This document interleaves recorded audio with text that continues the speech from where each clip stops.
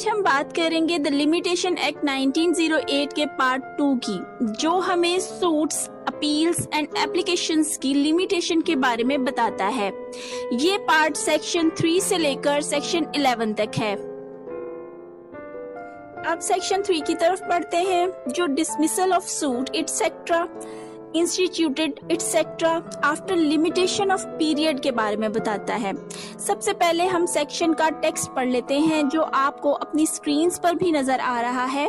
Section 3 کہتا ہے کہ subject to the provisions contained in section 4 to 25 inclusive every suit instituted appeal preferred and application made after the period of limitation prescribed therefore by the first schedule shall be dismissed, although limitation has not been set up as a defense. یہاں رک کر ایک چیز پر غور کریں کہ اس section کی heading میں 2 مرتبہ ورڈ ایٹسیٹرا یوز ہوا ہے۔ پہلے اس کی وجہ جان لیتے ہیں کہ اسے ریپیٹ کرنے کی کیا ضرورت تھی۔ فرض کریں اگر اس سیکشن میں صرف سوٹ لکھا ہوتا اور اس کے ساتھ ایٹسیٹرا کا اضافہ نہ ہوتا تو یہ ہیڈنگ کچھ اس طرح ہوتی: dismissal of suit instituted after period of limitation. تو سوٹ کے علاوہ ہر قسم کی پروسیڈنگز اس سیکشن میں دیے گئے پروسیس سے ایکسکلوڈ ہو جاتی۔ اب دیکھ لیتے ہیں کہ سوٹ کیا ہوتا ہے اور پروسیڈنگ کیا ہوتی ہے۔ سوٹ صرف وہ ہوتا ہے جو پریزنٹیشن آف پلینٹ سے شروع ہوتا ہے اور جس میں کورٹ کسی کاز کے سبھی یا کچھ پارٹس کو سن کر ان پر فیصلہ سناتی ہے، جبکہ پروسیڈنگ کا لفظ عموماً ان سبھی ایکشنز کے لیے یوز ہوتا ہے جو کسی بھی یوزول لا سوٹ کے علاوہ کسی اور لیگل پروسیس جیسے اپیل یا ایپلیکیشن کی کمنسمنٹ سے کنکلوژن کے درمیان میں ایکسرسائز ہوتے ہیں۔ پروسیڈنگ ایکچولی لا کو کورٹ کے سامنے حرکت میں لاتی ہے۔ یہاں یہ پوائنٹ بھی یاد رکھیں کہ یہ سیکشن کورٹ کی سبھی پروسیڈنگز پر اپلائی ہوتا ہے۔ اب ذرا سیکشن کے ٹیکسٹ کو پارٹس میں دیکھ لیتے ہیں۔ پہلے حصے میں یہ سیکشن بتاتا ہے کہ subject to the provisions contained in section 4 to 25 inclusive. کہنے کا مطلب یہ ہے کہ کورٹ خود سے کسی اسپیسیفک پیریڈ آف لمیٹیشن کو اس وقت تک نہ تو ایکسٹینڈ کر سکتی ہے اور نہ ہی ایکسکلوڈ کر سکتی ہے جب تک کہ کوئی کیس پوری طرح سے لمیٹیشن ایکٹ کے سیکشن 4 سے لے کر کے 25 تک کی پروویژنز میں فال نہ کرتا ہو۔ یہاں کیس سے مراد اپیلز، سوٹس اور ایپلیکیشنز ہیں۔ اگلے حصے میں کہتا ہے کہ every suit instituted, appeal preferred and application made after the period of limitation prescribed therefore by the first schedule shall be dismissed۔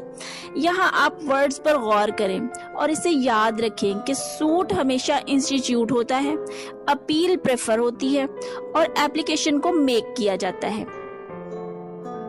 Section 3 کہتا ہے کہ لا ہر سوٹ، اپیل اور ایپلیکیشن کے لیے لمیٹیشنز ڈٹرمن کر چکا ہے۔ اب اگر کوئی ان ریکوائرمنٹس کو پورا نہیں کرتا جو اسٹیچیوٹ نے امپوز کر رکھی ہیں تو کورٹ ایسے سوٹ، اپیل اور ایپلیکیشن کو ڈسمس کر دے گی۔ اسٹیچیوٹ کی ریکوائرمنٹس پوری نہ کرنے کی صورت میں کورٹ کے پاس ایسے سوٹس، اپیلز یا ایپلیکیشن کو انٹرٹین کرنے یا ڈیسائیڈ کرنے کی کوئی پاور نہیں ہوتی، اور اگر کورٹ ان ریکوائرمنٹس کو ڈس ریگارڈ کرتے ہوئے ایسی کسی ایپلیکیشن، سوٹ یا اپیل کو انٹرٹین یا ڈیسائیڈ کرتی ہے تو ایسے آرڈر کو وداؤٹ جورسڈکشن سمجھا جائے گا۔ سیکشن 3 اگلے حصے میں کہتا ہے کہ although limitation has not been set up as a defense۔ اس حصے میں اس سیکشن کی نیچر کے بارے میں بتایا گیا ہے کہ وہ مینڈیٹری ہے اور یہ سیکشن پارٹیز کے رائٹس کورٹ کو دیتا ہے۔ اس کی نیچر مینڈیٹری اس وجہ سے ہے کیونکہ یہ اپنی ورڈنگ کے تھرو کورٹ کو باؤنڈ کر رہا ہے کہ اگر پارٹیز نے کیس میں لمیٹیشن پیریڈ کو ایز اے ڈیفینس نہ بھی سیٹ اپ کیا ہو تب بھی یہ کورٹ کی ڈیوٹی ہے کہ وہ لمیٹیشن کے پوائنٹ کو نوٹس کرے اور اس کے مطابق فیصلہ کرے۔ अच्छा, यहाँ एक इम्पॉर्टेंट पॉइंट बताती चलूं कि अगर आप सूट, अपील या एप्लीकेशन कुछ भी दायर करें तो उसमें लिमिटेशन के हवाले से स्टार्टिंग पॉइंट और एंडिंग पॉइंट जरूर मेंशन करें। इसके अलावा अगर कोई लिमिटेशन पीरियड को एक्सटेंड करना चाहता है तो इसके लिए भी जरूरी है कि वो बाकायदा अदालत को बताए कि इसका दावा सेक्शन 4 से लेकर सेक्शन 25 में फॉल करता है। अब देख लेते हैं कि लिमिटेशन प्रेस्क्राइब कौन करता है। लिमिटेशन बेसिकली 3 मेथड्स के जरिए प्रेस्क्राइब की जाती है। Number 1, limitation prescribe by limitation act. Number 2, limitation prescribed by the court itself. Number 3, limitation prescribed by special or local laws. पहला पॉइंट इस बारे में है कि लिमिटेशन एक्ट में लिमिटेशन पीरियड कहाँ प्रेस्क्राइब किया गया है। इस बारे में हम जानते हैं कि लिमिटेशन एक्ट में मौजूद शेड्यूल 1 हमें लिमिटेशन पीरियड के बारे में बताता है। दूसरे पॉइंट में बताया गया है कि सम टाइम जज साहब बजाते खुद कोई ऑर्डर कर देते हैं कि इतने डेज में फलां काम करें, तो ऐसे में जज साहब के ऑर्डर्स को फॉलो किया जाएगा। जज साहब अपने ऑर्डर में लिमिटेशन पीरियड को सीपीसी के सेक्शन 148 एनलार्जमेंट ऑफ पीरियड में एक्सटेंड भी कर सकते हैं। थर्ड पॉइंट किसी ऐसी सिचुएशन के बारे में है जब कोई स्पेशल या लोकल स्टैट्यूट खुद ही लिमिटेशन प्रेस्क्राइब कर देता है। ऐसे में स्पेशल स्टैट्यूट की प्रोविजंस को फॉलो किया जाएगा और इसका इफेक्ट लिमिटेशन एक्ट की प्रोविजंस पर ओवरराइडिंग होगा।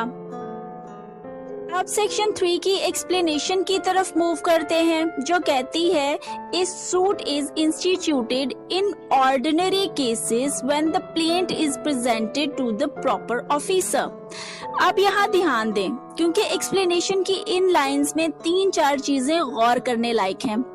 इनमें सबसे पहले कहा गया है इस सूट इज इंस्टीट्यूटेड, मतलब ये कि सूट अभी सिर्फ इंस्टीट्यूट हुआ है, फाइल नहीं हुआ। अगली बात है इन ऑर्डिनरी केस, और तीसरी बात है when the plaint is presented to the proper officer. यहाँ देखें लफ्ज जज की बजाय प्रॉपर ऑफिसर यूज हुआ है। अब सारे को एज अ होल देखते हैं, जिसका मतलब कुछ यूं निकलता है कि किसी भी ऑर्डिनरी केस में जब प्लेंट किसी प्रॉपर ऑफिसर के सामने प्रेजेंट की जाती है तो इसका मतलब होता है कि सूट इंस्टीट्यूट हो गया है। अब सवाल पैदा होता है तो फिर सूट फाइल कब होता है? तो इसका जवाब ये है कि जब सूट कोर्ट में रजिस्टर हो जाता है, यानी कोर्ट के रिकॉर्ड का हिस्सा बन जाता है, इस वक्त सूट फाइल तस्वुर होता है। प्लेंट की प्रेजेंटेशन तक का सफर सिर्फ सूट की इंस्टीट्यूशन होता है। अब एक्सप्लेनेशन के दूसरे हिस्से की तरफ आते हैं, जो कहता है कि in the case of A popper when his application for leave to Sue as a popper is made and in the case of a claim against a company which is being wound up by the court, when the claimant first sends in his claim to the official liquidator. इस हिस्से में वो कहता है कि अगर कोई शख्स as a popper leave to सू के लिए एप्लीकेशन फाइल करता है और एक ऐसी कंपनी के खिलाफ दावा करता है जिसे कोर्ट बंद करा चुकी हो, तो इसके लिए इससे पहले अपना क्लेम ऑफिशियल लिक्विडेटर को सेंड करना होगा और इसकी एप्लीकेशन को ही सूट कंसीडर किया जाएगा। हाँ, एक पॉइंट ऐड कर दूं कि सेक्शन 3 हमें जनरल रूल बताता है और सेक्शन 4 से लेकर सेक्शन 25 तक सेक्शंस इसकी एक्सेप्शंस हैं। ये सेक्शन इतना इम्पोर्टेंट है कि आप इसे लिमिटेशन लॉ की बैकबोन समझ सकते हैं।